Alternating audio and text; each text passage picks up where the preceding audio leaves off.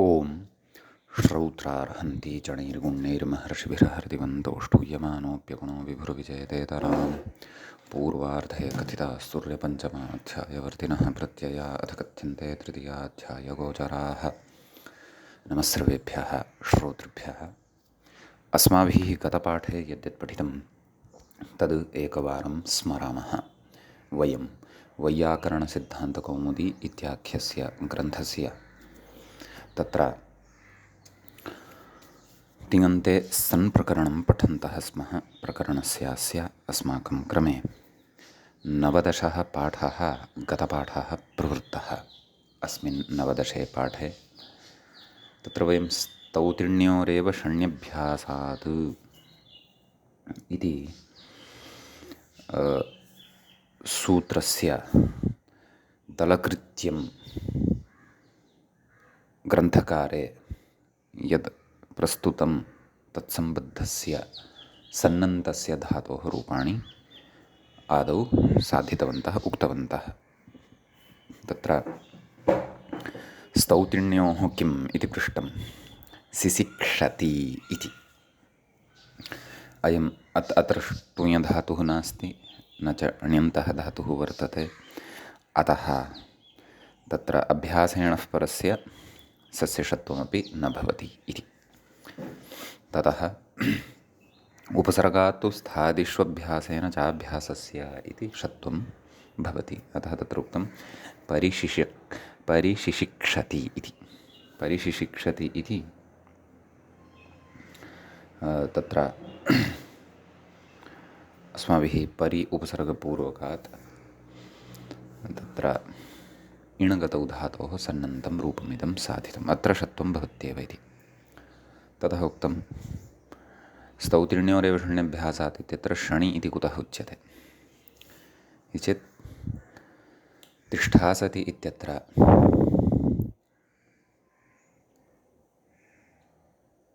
तत्र षरूपः सन् परतः नास्ति, एवं खलु। अन्यथा अत्रापि षत्वनिवृत्तिः स्यात् सूत्रारम्भद्वारा ज्ञाप्यमाननियमकारणात्। अतः प्रकृते तु षत्वं भवत्येव, तिष्ठासति इत्येव भवति। तस्य उदाहरणान्तरम् अपि प्रस्तुतं सुषुप्सति इति। ततः उक्तम् अभ्यासात् इत्युक्तेः नयः निषेधः। क्व इण् प्रतीशिषति नैव, पूर्वं यद् परिशिषति इति अस्ति खलु, तत्तु परिशिशिक्षति इति। तत्र तु भिन्नः धातुः, तत्र इण् धातुः नास्ति। अस्माभिः तत्र परि इति उपसर्गपूर्वकतया सिचक्षरणे धातोः सन्नन्ततया सा व्यवस्था दृष्टा। अस्तु, इण् धातुः तु अत्र अस्ति। क्व प्रतिशिषति इत्यत्र सम्यक् इकपूर्वकः अधिपूर्वकः इकधातोः च अधिशिषति इति।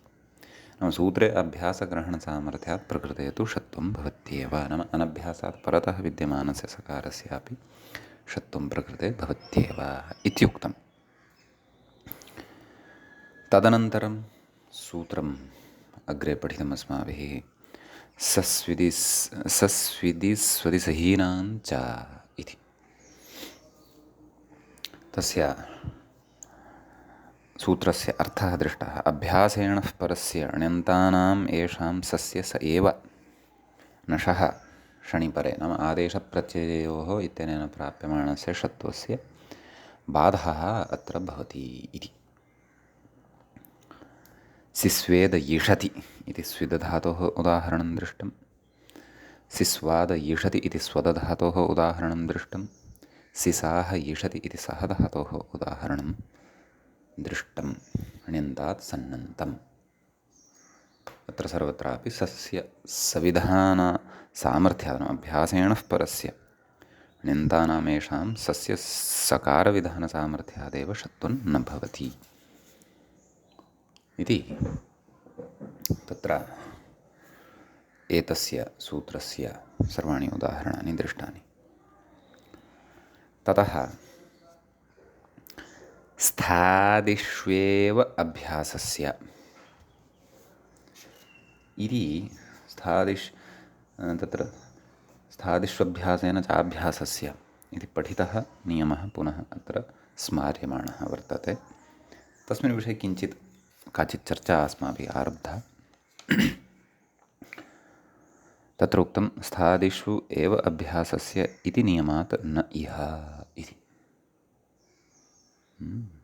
स्थादिषु एव अभ्यासस्य षत्वम् इति। तत्र अस्मिन् विषये इतोपि विचारः कर्तव्यः अस्ति। अत्रत्यानि च रूपाणि साधनीयानि सन्ति। गतपाठस्य अन्ते व्याख्यायाः पङ्क्तयः इत्थम् आसन्। सस्विदि सः स्विदीति छेदः स्तौतिर्ण्योरेव षण्यभ्यासात् इति सूत्रं स्तौतिवर्जमनुवर्तते। सहे साडस्सः इत्यतः स इति षष्ठ्यन्तञ्च तदाह अभ्यासेण इति। सकारविधिर्नियमार्थ इत्याह सस्य स एव इति। सुनोतेः सनि स्तौतिर्ण्योरेव षण्यभ्यासात् इति नियमात् उत्तरखण्डस्य षत्वाभावे अभिसूषति इत्यत्र उपसर्गात् सुनोति इति अभ्यासस्य षत्वमाशङ्क्याः स्थादिष्वेवेति इति। एवं खलु इति एतावत्पर्यन्तः विषयः अस्माभिः गते पाठे पठितः। नाम व्याख्यागतः एतावत्पर्यन्तः च भागः गते पाठे अस्माभिः पठितः। तत्र अयं 19 पाठः प्रवृत्तः अभूत्। अधुना तावत् अस्माकं क्रमे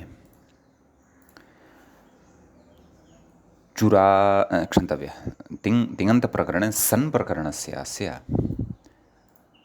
अग्रिमः 20 पाठः आरब्धो भवति। अयं 20 अन्तिमश्च पाठः अस्य सन् प्रकरणस्य अस्मत्क्रमे भवति। तदेव स्थादिषु एव अभ्यासस्य इति नियमात् न इह।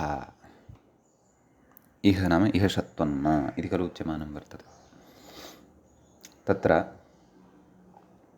नाम स्थादिष्वभ्यासेन चाभ्यासस्य इति सूत्रं नियमार्थं वर्तते। तत्र उच्यते खलु अभ्यासात् वा अनभ्यासात् वा अभ्यासस्य वा अनभ्यासस्य वा सर्वविधस्यापि सकारस्य षत्वं भवति उपसर्गान्निमित्तात् परतः खलु। तर्हि तत्र सूत्रेण किमुच्यते इति तदपि अत्र स्मर्तव्यं। तत्र उक्तं पठितमासीत् अस्माभिः प्राक्सितात् स्थादिषु अभ्यासेन व्यवायेऽपि षत्वं स्यात् येषामेव च अभ्यासस्य न तु सुनोत्यादीनाम् इति तत्र उक्तं। न तु सुनोत्यादीनाम् एवं खलु। अतः सुनोत्यादीनां तु षत्वं न भवति इत्युक्तम्। एवं खलु। तर्हि उपसर्गात् सुनोति सूति इत्यादि सूत्रे स्था सेनय सेध सिच सञ्ज स्वञ्ज एते धातवः स्थादयः वर्तन्ते अन्येन। एवञ्च सुधातुः तर्हि स्थादिर्न भवति। अतः सुधातोः उभयोः अपि सकारयोः षत्वं न भवति इति पूर्वं पठितैव व्यवस्था अत्र स्मार्यमाणा अस्ति तावदेव। अतः अभि उपसर्गपूर्वकः शून्य इति धातुः यः वर्तते तस्य अभिसुसूषति इत्यादीनि रूपाणि एव तत्र भवन्ति। अत्र लटि रूपाणि वदामः। अभिसुसूषति अभिसुसूषतः अभिसुसूषन्ति अभिसुसूषसि अभिसुसूषथः अभिसुसूषथ अभिसुसूषामि अभिसुसूषावः अभिसुसूषामः। समीचीनं। ततः लिट्लकारे अभिसूसूषान् चकार अभिसूसूषान् चक्रतुः अभिसूसूषान् चक्रुः अभिसूसूषान् चकर्थ अभिसूसूषान् चक्रथुः अभिसूसूषान् चक्र अभिसूसूषान् चकार अभिसूसूषान् चकर अभिसूसूषान् चक्रुव अभिसूसूषान् चक्रुव। एवं खलु। ततः भूविलिटि अभिसूसूषां बभूव अभिसूसूषां बभूवतुः अभिसूसूषां बभूवुः अभिसूसूषां बभूविथ अभिसूसूषां बभूवतुः अभिसूसूषां बभूव अभिसूसूषां बभूव अभिसूसूषां बभूविव अभिसूसूषां बभूविम। तदनन्तरं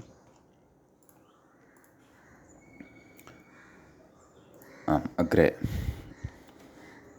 लुट्लकारः भवति। अभिसूसूषिता अभिसूसूषितारौ अभिसूसूषितारः अभिसूसूषितासि अभिसूसूषितास्थः अभिसूसूषितास्थः अभिसूसूषितास्मि अभिसूसूषितास्वः अभिसूसूषितास्मः। एवं खलु। लृट्लकारः अभिसूसूषिष्यति क्षन्तव्या अभिसूसूषिष्यसि द्विवचने द्विवचने अभिसूसूषिष्यतः अभिसूसूषिष्यन्ति अभिसूसूषिष्यसि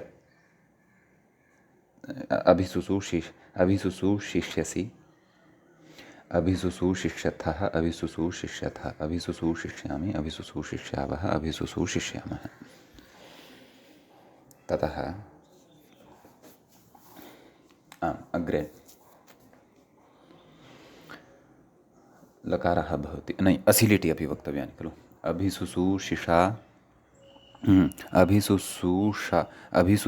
मास अभिसूसूषा मासतुः अभिसूसूषा मासुः अभिसूसूषा मासिथ अभिसूसूषा मासथुः अभिसूसूषा मास अभिसूसूषा मास अभिसूसूषा मासिथ मासिव अभिसूसूषा मासिम।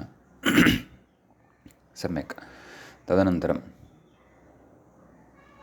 तत्र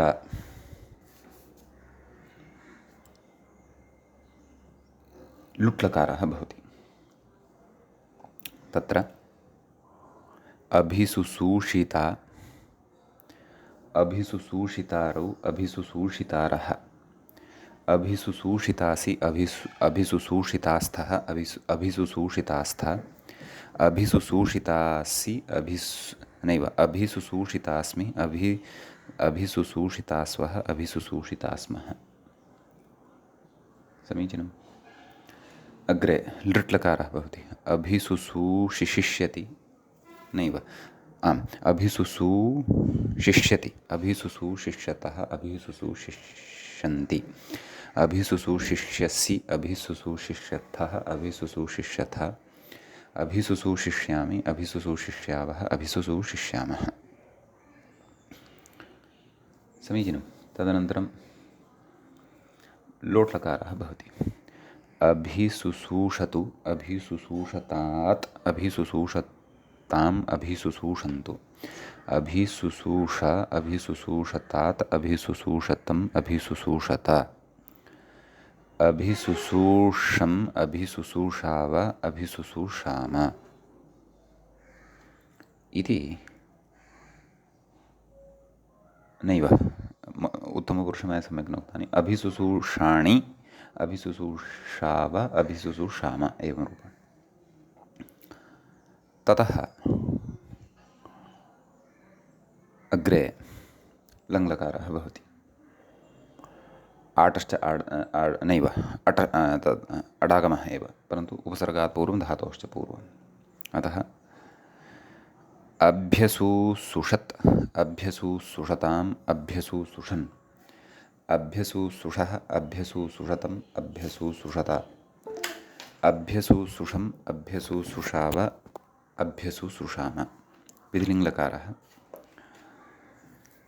अभिसुसुषेत् नैव अभिसुसुषेत् अभिसुसूषेताम् अभिसुसूषेयुः अभिसुसूषेः अभिसुसूषेतम् अभिसुसूषेत अभिसुसूषेयम् अभिसुसूषेव अभिसुसूषेम तथा आशीलिङ्गलकारः अभिसुसुष्यात् अभिसुसुष्यास्ताम् अभिसुसुष्यासुः अभिसुसुष्याः अभिसुसुष्यास्तम् अभिसुसुष्यास्त अभिसुसुष्यासम् अभिसुसुष्यास्व अभिसुसुष्यास्म समीचीनं ततः अग्रे लुङ्लकारः भवति अभ्यसुसूषीत् अभ्यसुसूषिष्टाम् शिशुः एवम् अभ्यसुसूषीः अभ्यसुसूषिष्टम् अभ्यसुसूषिष्ट अभ्यसुसूषिषम् अभ्यसुसूषिष्व अभ्यसुसूषिष्म लृङ्लकारः अभ्यसुसूषिष्यत् अभ्यसुसूषिष्यताम् अभ्यसुसूषिष्यन् अभ्यसुसूषिष्यः अभ्यसुसूषिष्यतम् अभ्यसुसूषिष्यत अभ्यसुसूषिष्यम् अभ्यसुसूषिष्याव अभ्यसुसूषिष्याम इति लृङ्लकारे इमानि रूपाणि भवन्ति समीचीनम् इति स्थादिष्वभ्यासेन चाभ्यासस्य इति एतद्वारा विशिष्टः नियमः यः ज्ञातः भवति तत्सम्बद्धम् उदाहरणम् अत्र ण्यन्तात् सन्नन्त सन्दर्भे अपि एकं प्रदत्तम् इदानीं सन् प्रकरणसन्दर्भे कश्चन विशेषः उच्यमानः वर्तते वस्तुतः अत्र मुख्यतया विषयः भवति किं सन्नन्तादपि सन्नन्तः प्रयोगः भवितुमर्हति वा अथवा सन्नन्तादपि सन् प्रत्ययः भवेत् वा यतः इदानीं बुभूषा भवितुम् इच्छति इत्येतस्मिन् अर्थे बुभूषति अथवा पठितुम् इच्छति पिपठिषति इति अस्माभिः साधितं तर्हि पठितुम् इच्छति इत्येतस्मिन् अर्थे पिपठिषति यथा साधितं तद्वद् तत्र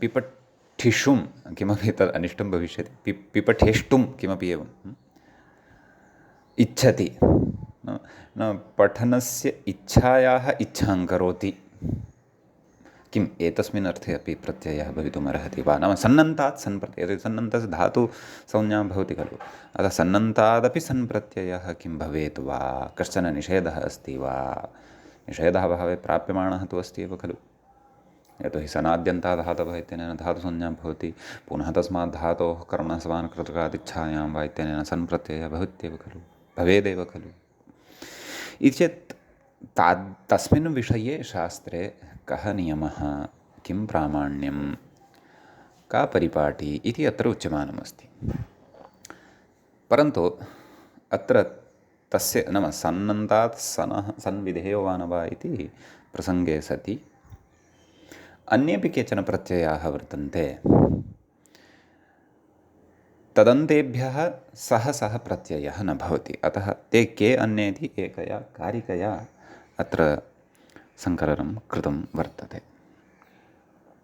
कारिका दृश्यते मूले शैषिकान् मतुबर्थीयात् छैषिको मतुबर्थिकः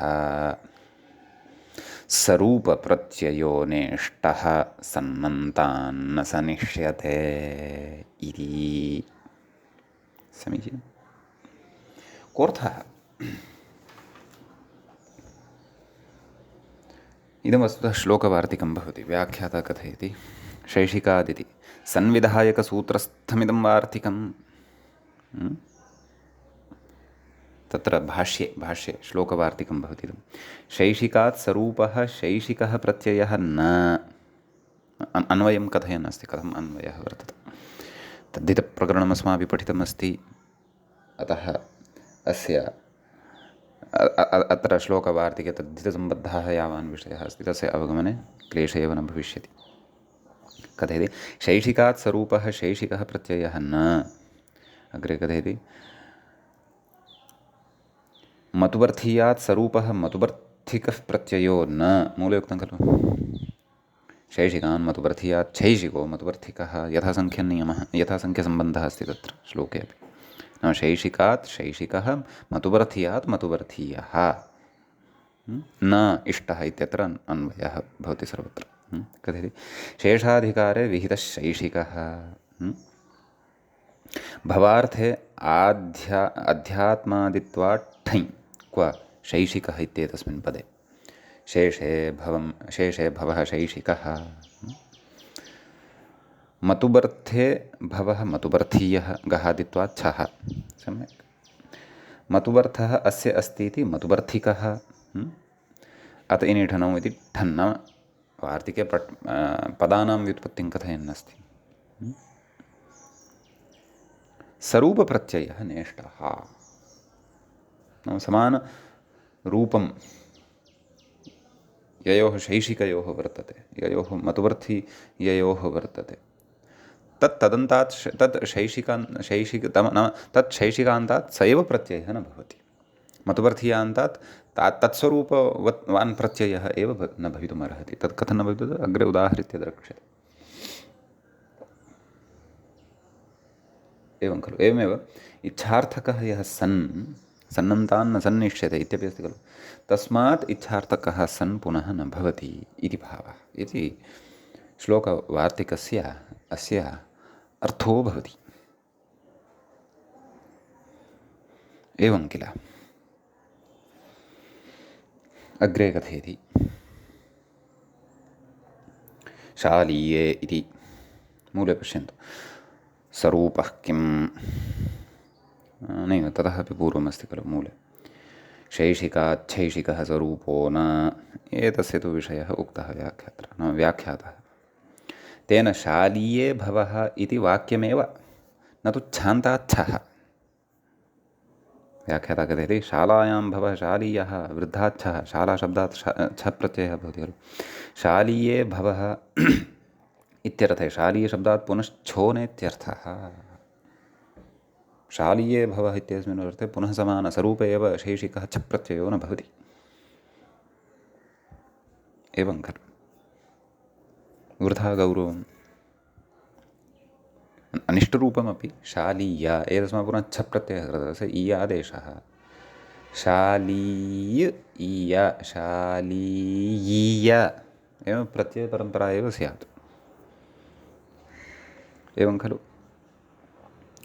अतः स्वरूपः प्रत्ययः न भवति। तदेव कथयति तेन शालीये भवः इति वाक्यमेव प्रयोक्तव्यं न तु छान्तात् छः इति स्पष्टतया उक्तं मूले। ततः कथयति स्वरूपः किम् अहिच्छत्रे भवः आहिच्छत्रः आहिच्छत्रे भव आहिच्छत्रीयः अण्णन्ताच्छः। व्याख्याता कथयति अहिच्छत्रे भवः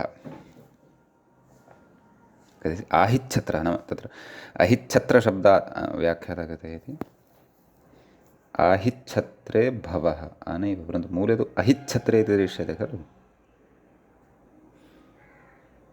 अतः नैव आहिच्छत्रे भवः इत्यत्र एवमेव अस्तु अस्तु अस्तु व्याख्यात्र आहिच्छत्रे भवः इत्यतः उक्तमस्ति। मूले ततः पूर्वं किमस्ति आहिच्छत्रे भवः आहिच्छत्रः।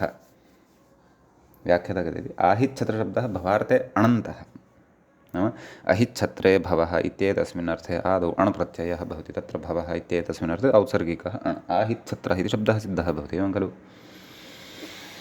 ततो भवार्थे वृद्धाच्छः इति छ एव भवति। यतोहि आहिच्छत्र इति शब्दः अण्णन्तः अधुना वृद्धसंज्ञकः अस्ति वृद्धिर्यस्याजामादिस्तद्वृद्धं छ एव भवति न तु पुनरण इति भावः पुनः अण् न भवति। असरूपश्चेत् प्रत्ययः स तु भवितुमर्हति वा न वा भवार्थे अणपि अस्ति, भवार्थे च प्रत्ययोपि भवति, अतः परन्तु उभयोः स्वरूपभेदः, अतः शैशिकात् शैशिकः मतुवर्थीयाद् वा मतुवर्थिकः भवितुम् अर्हति, परन्तु असरूपता अपेक्षिता, सरूपता तु न स्यात्। एवं खलु? अग्रे कथयति, ननु जुगुप्सिषते इत्यादौ कथं सन्नन्तात् सन् इत्यतः आह। मूले उक्तं खलु, सन्नन्तान् न सनिष्यते इत्यस्ति खलु। कथयति स्वरूप इति अनुषज्यते इति मूले उक्तं खलु। मूले एतावदुक्त्वा अहिच्छत्रे भव आयच्छत्रीयः अण्णन्ताच्छः अस्तु। अग्रे तथा मत्वर्थात् स्वरूपः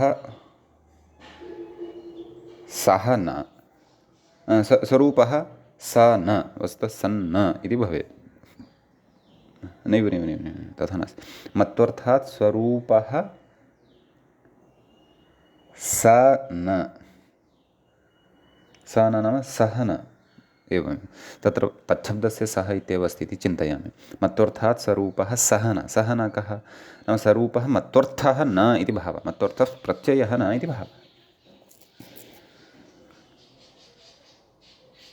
व्याख्यात्रा तु अग्रिमः विषयः आरब्धः अस्ति। वयं मूले एतां पङ्क्तिं स्पष्टीकृत्य आगच्छामः। उक्तवान् खलु किं, तथा च मत्वर्थात् स्वरूपः सः न सः प्रत्ययः न, तत्र उदाहृत्य दर्शयति। धनवान् अस्य अस्ति इह मतुबन्तान् मतुबन, धनम् अस्य अस्ति इति मतुप्, एवं खलु, धनवान् इति सिद्ध्यति खलु, न वा? परन्तु तत्र धनवान् अस्य अस्ति इत्येतस्मिन् अर्थे मतुबन्तात् मतुप् न भवति, तत्र वाक्यमेव प्रयोक्तव्यम्। अग्रे कथयति विरूपस्तु स्यादेव दण्डिमतीशाला वा न वा? दण्डः अस्य अस्ति इति दण्डी, एवं खलु। दण्डी अस्याः वर्तते इति दण्डिमती शाला, दण्डिन् इति शब्दात् मतुपि सति दण्डिमती शाला, एवम् अत्र विरूपः तु भवितुमर्हति।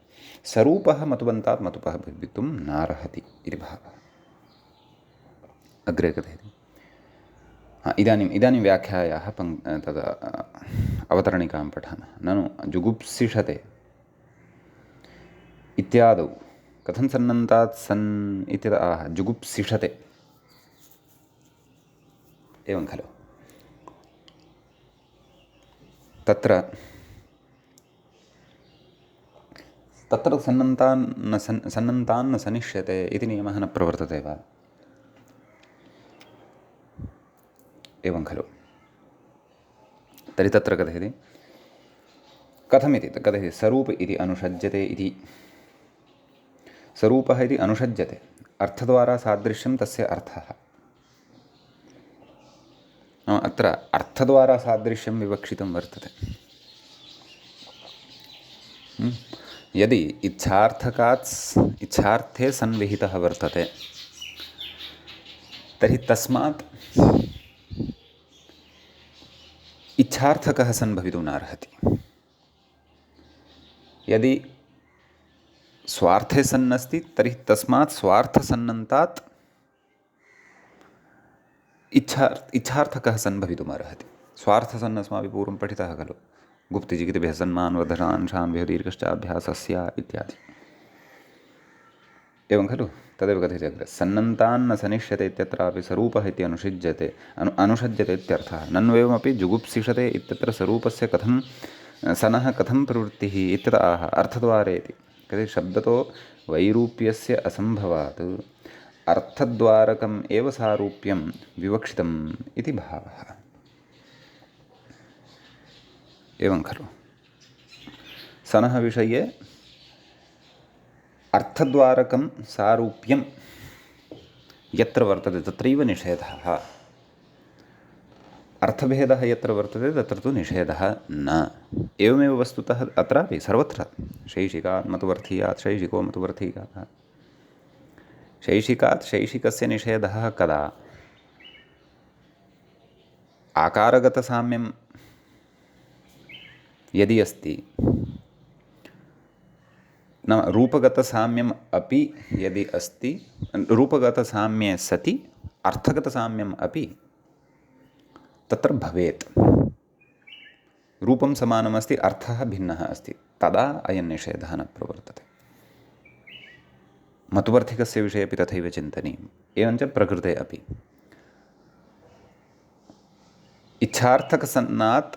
इच्छार्थकात् सन्नन्तात् सन्न भवितुमर्हति, परन्तु स्वार्थे यदि सन् अस्ति ततः इच्छार्थकसन् तु भवितुमर्हत्येव इति भावः, न वा? इति प्रकृते गुप्तजिगितुभ्यः सन् इत्यनेन गुप् धातोः आदौ स्वार्थे सन् भवति, जुगुप्सा, तदनन्तरं तत्र इच्छार्थकसने सनि सति जुगुप्सिष्यते इति रूपं सिद्धं भवति।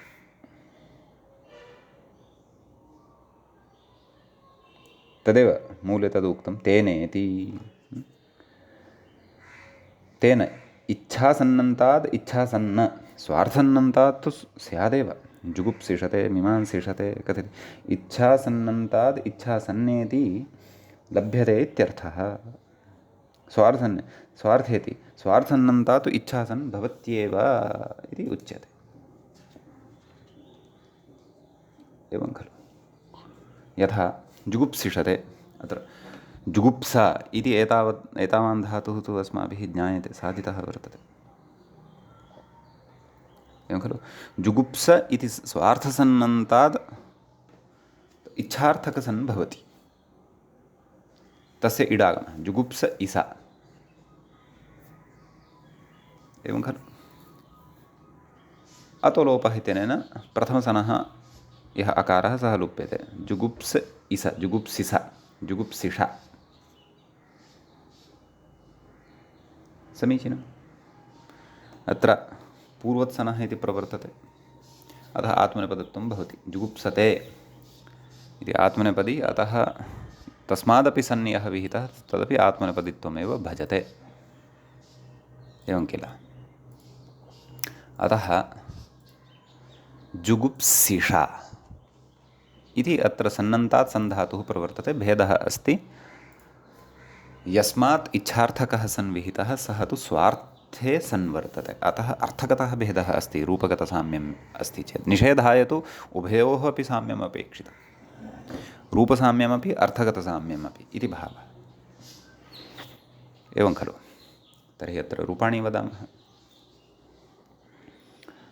लटि जुगुप्सिषते, जुगुप्सिषेते, जुगुप्सिषन्ते, जुगुप्सिषसे, जुगुप्सिषेथे, जुगुप्सिषध्वे, जुगुप्सिषे, जुगुप्सिषावहे, जुगुप्सिषामहे। लिटि जुगुप्सिषाञ्चक्रे, जुगुप्सिषाञ्चक्राते, जुगुप्सिषाञ्चक्रिरे, जुगुप्सिषाञ्चक्रिषे, जुगुप्सिषाञ्चक्राथे, जुगुप्सिषाञ्चक्रिढ्वे, जुगुप्सिषाञ्चक्रे, जुगुप्सिषाञ्चक्रिवहे, जुगुप्सिषाञ्चक्रिमहे। भुविलिटि जुगुप्सिषां बभूव, जुगुप्सिषां बभूवतुः, जुगुप्सिषां बभूवुः, जुगुप्सिषां बभूविथ,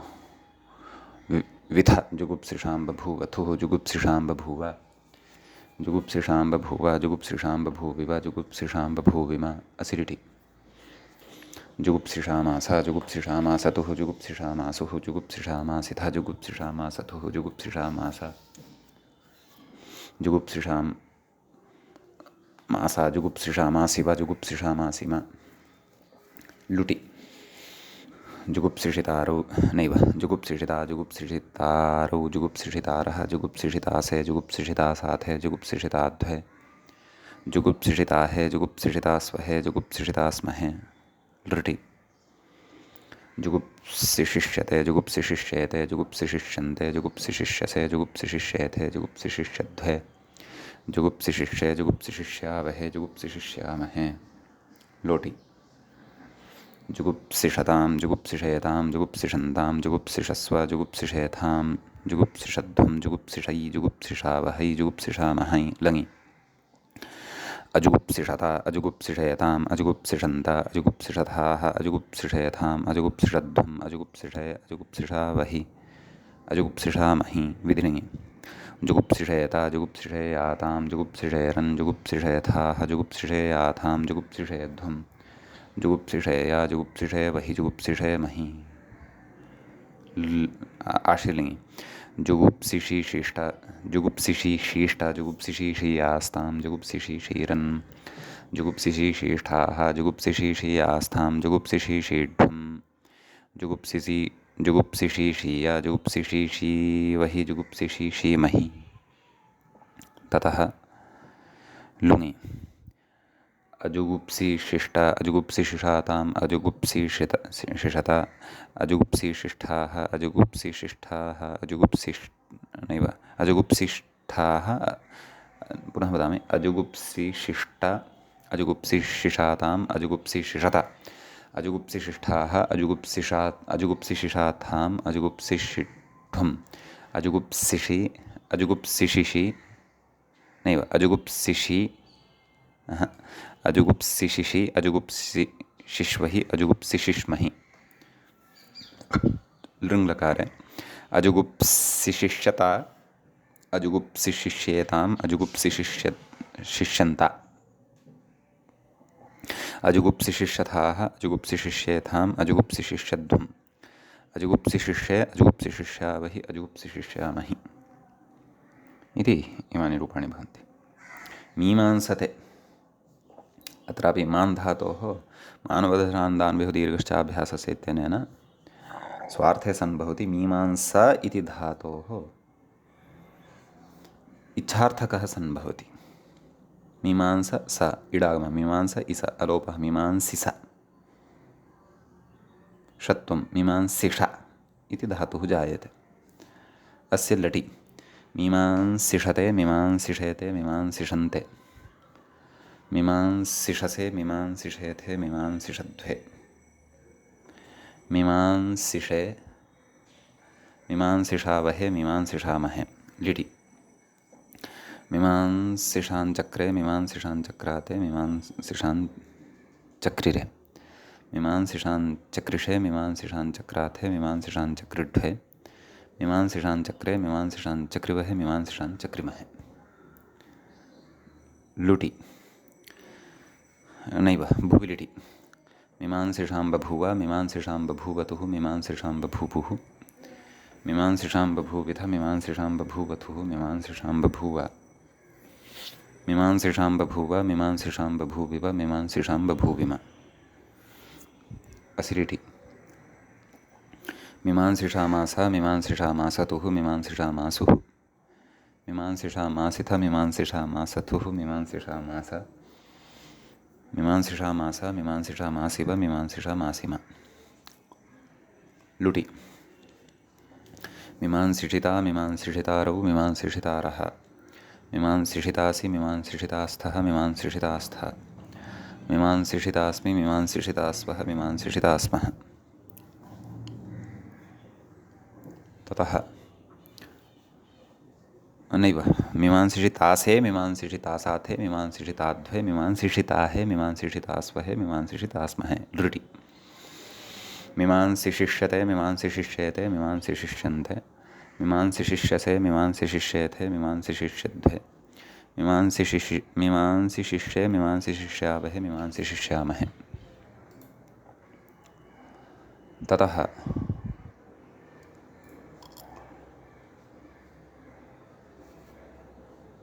अग्रे भवति लोट्लकारः मीमांसिषतां मीमांसिषेतां मीमांसिषन्तां मीमांसिषस्व मीमांसिषेथां मीमांसिषध्वं मीमांसिषै मीमांसिषावहै मीमांसिषामहै ततः लङ्लकारः अमीमांसिषत अमीमांसिषेताम् अमीमांसिषन्त अमीमांसिषथाः अमीमांसिषेथाम् अमीमांसिषध्वम् अमीमांसिषे अमीमांसिषावहि अमीमांसिषामहि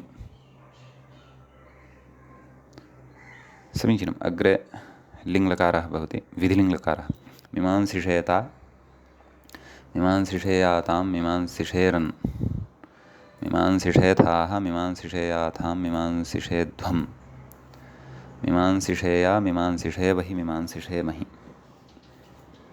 लुङि मीमांसिशिशिष्ट मीमांसिशिशीयास्तां मीमांसिशिशिरन् मीमांसिशिशिष्ठाः मीमांसिशिशीयास्तां मीमांसिशिशीढ्वम् मीमांसिशिशीय मीमांसिशिशीवहि मीमांसिशिशीमहि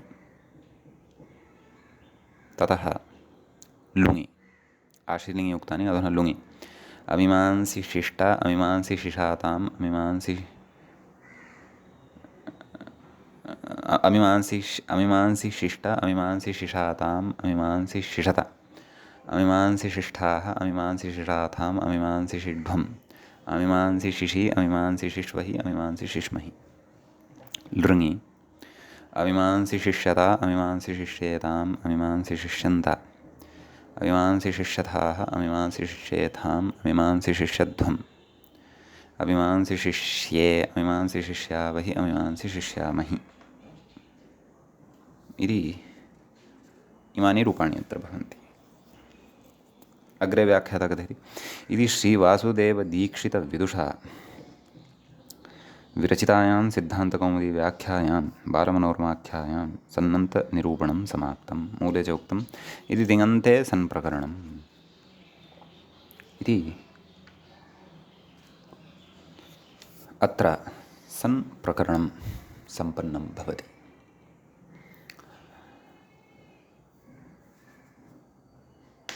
एवञ्च सन्प्रकरणस्यास्य एषः अन्तिमः पाठः 20तमः पाठः 20 वा पाठः अपि सम्पन्नतां गतः। अग्रिमं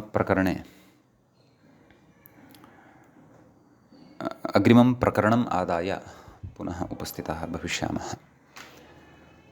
मङ्गलं कुर्मः।